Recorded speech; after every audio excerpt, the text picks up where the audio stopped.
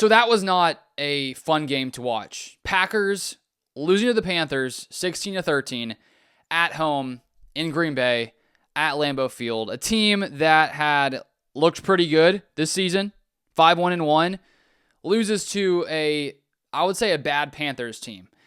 And this was just ugly from the start. The Packers, they get to the red zone in the beginning of the game. Savion Williams fumbles the ball, and from then on, it just continued to be ugly football for the Green Bay Packers. And defensively, you hold a team to 16 points.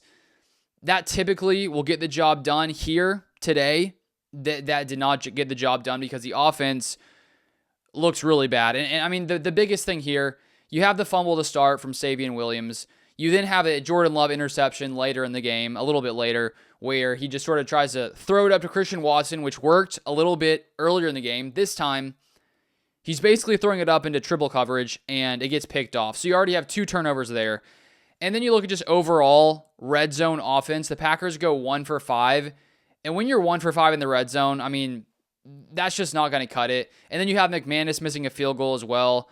And so there were just so many mistakes, so many problems here. Then you have Tucker Kraft getting injured. Matt LaFleur, it sounded like it's not good. We don't exactly know officially what it is until there's going to be tests done. But you have that. You have Matthew Golden getting injured. You have Aaron Banks going down. Today was just, looking at today, it's one of the worst ways today could have gone for this Packers team. And it's almost like with this Packers team, it feels like they sort of play to the level of whatever team they're playing. Against the Cardinals, who aren't very good as well, the Packers struggled in that one early on, and they luckily won that game near the end. This one, they weren't able to win. It just feels like when they play good teams, they sort of come ready, prepared, and are able to play competitive against really good teams. And then against some of these bad teams, it's just much closer than it ever should be. And that's how it was today for the Green Bay Packers. And all in all, they outgained the Panthers 369-265. They were a little better on third down, 7 for 13 versus the Panthers 4 for 10. Though, the big thing today was the Panthers going 2 for 3 in the red zone versus the Packers going 1 for 5 in the red zone. And so, when you have the Jordan Love throwing a pick, you have a fumble, and then you have, early on in the game, the Panthers were controlling the clock. The Packers had, I think, 3 possessions in the first half. And so, obviously, if you're able to, keep the Packers offense off the field, sort of hold the ball a long time, and the Panthers ran the ball effectively, which was their strength coming into this game. The Packers defense probably had one of their worst days this season on the ground, defending the run. The Panthers run it for 163 yards at 4.9 yards a carry.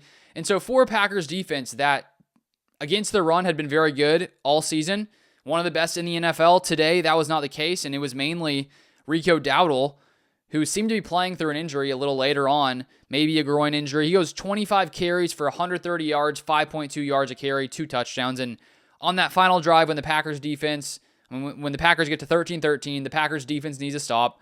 Dowdle has that one breakaway, it was maybe 15 to 20-something yards potentially.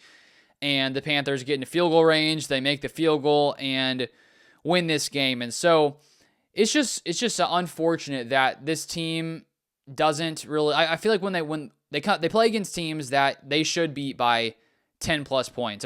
I thought they would dominate in this game, to be honest. If you watch my preview video, I thought this Packers team was much better than the Panthers. It did not look like that today.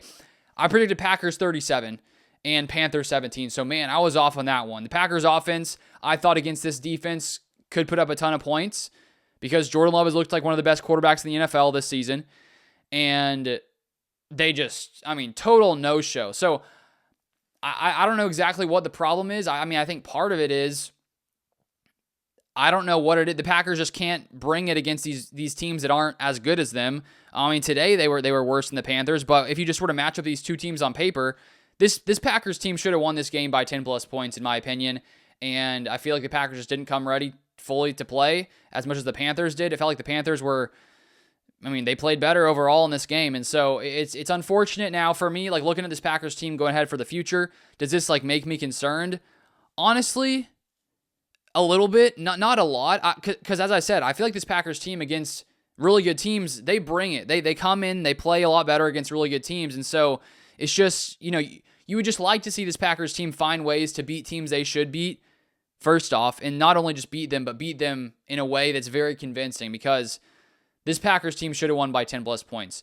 Now, injuries have to be a factor. When you have Kraft go down, one of the best tight ends now in the league, no doubt about that, and you have Matthew Golden go down, the Packers got thin there. They got thin on the offensive line, and I mean, the Panthers were getting to Jordan Love. They were blitzing, forcing him to get the ball out pretty quickly, and the offensive line seemed to break down. You had a ton of holding penalties.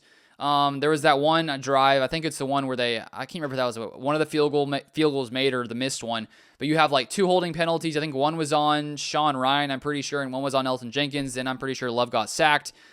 Just sloppy football all around. And when you have multiple turnovers, fumble, interception, you go 1 for 5 in the red zone, and you allow a team to run the ball very effectively. I mean, it's hard to win a game like that.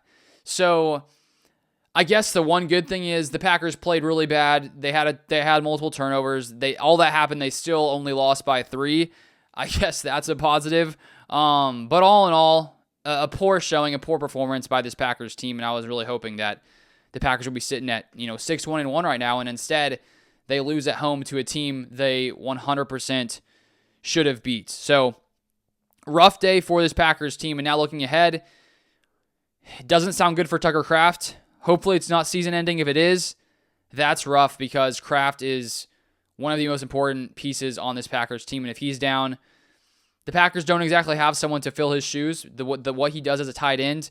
Musgrave, I mean, he had a few nice catches here. He goes 3 for 34, but it's going to be nearly impossible to replace what Tucker Kraft has brought if he's going to miss the rest of the season, which we don't know yet, but that's very unfortunate. So that's pretty much all I have for this one. I'll be out with more videos this week talking about this Packers team and probably more about this game.